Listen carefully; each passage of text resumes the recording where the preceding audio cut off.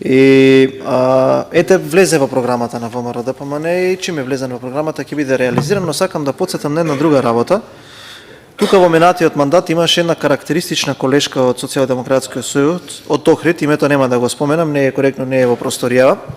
Кога го поднесе колешката Бакрачевска амандманот, таа колешка, јас тогаш бев председател на Комисијата за финансирање и буџет и добро се сеќавам,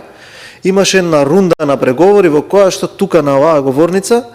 не прашуваше дали ние сме го посетиле Вевчани и дали сме знаеле како изгледало централното градско подрачје и не убедуваше дека овој амандман е реализиран. Тука од оваа говорница до ден денес се сеќавам на видеото, за да бидат и вевчанци и граѓаните добро вака информирани, можеме и тоа да го направиме кога едно 60 минути мислам дека беше, бидејќи по стариот деловник имаше 20 минути, па 20 минути, па 20 минути,